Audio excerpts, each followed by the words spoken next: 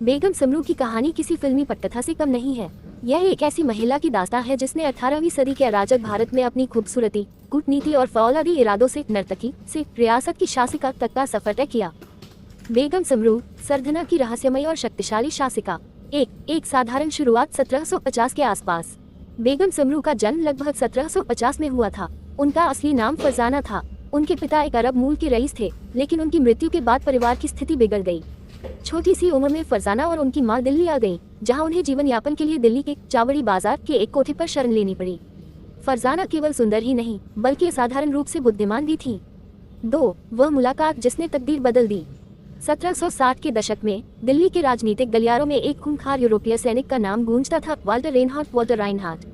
वह एक जर्मन भाड़े का सैनिक मर्सनरी था। उसकी क्रूरता के कारण उसे ले सोम्ब्रे कहा जाता था, जिसका भारतीय उच्चारण समरू हो गया। जब समरू ने एक महफिल में फरजाना को देखा तो वह उनकी बुद्धिमानी पर मोहित हो गया। फरजाना, जो उस समय केवल 14-15 वर्ष की थी, समरू की हमसफर बन गई। उन्होंने न केवल समरू का घर संभाला, बल्कि उसकी निजी सेना के प्रबंधन में भी हाथ बटाना शुरू किया। 3. सत्ता का उदय और सरधना की कमान। मुगल सम्राट शाह आलम द्वितीय ने समरू की सैन्य सेवाओं से खुश होकर उसे मेरठ के पास सरधना की जागीर इनाम में दी। 1778 में जब वाल्टर समरू की मृत्यु हुई तो फरजाना के सामने दो रास्ते थे, या तो गुमनामी में खो जाना या सत्ता संभालना।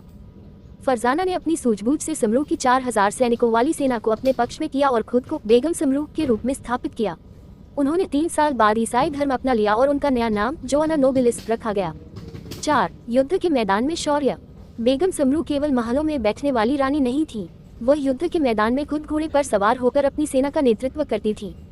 सिखों के खिलाफ युद्ध। जब सिखों ने दिल्ली पर हमला करने की कोशिश की तो बेगम की सेना ने मुगलों का बचाव किया। सम्राट की रक्षक। एक बार जब मुगल सम्राट शाह आलम द्वितीय को विद्रोही गुलाम कादिर ने घेर लिया था, तब बेगम समरू अपनी तोपों के साथ वहां पहुंची और सम्राट की जान बचाई। खुश होकर सम्राट ने उन्हें ज़ेबुन्निसा, महिलाओं का आभूषण की उपाधि दी। 5. प्रेम, विद्रोह और वापसी। बेगम की जिंदगी में एक काला दौर भी आया जब उन्होंने एक फ्रांसीसी सैनिक लेवासो से गुप्त शादी कर ली। उनकी सेना को यह पसंद नहीं आया और विद्रोह हो गया।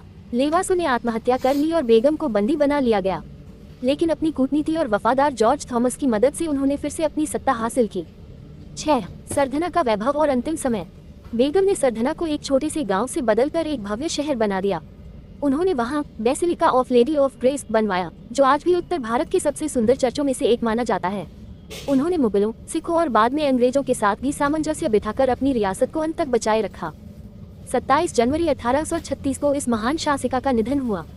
वे अपने पीछे करोड़ों की संपत्ति और एक ऐसा इतिहास छोड़ गई जहां एक महिला ने पुरुषों के वर्चस्व वाले युग में अपनी शर्तों पर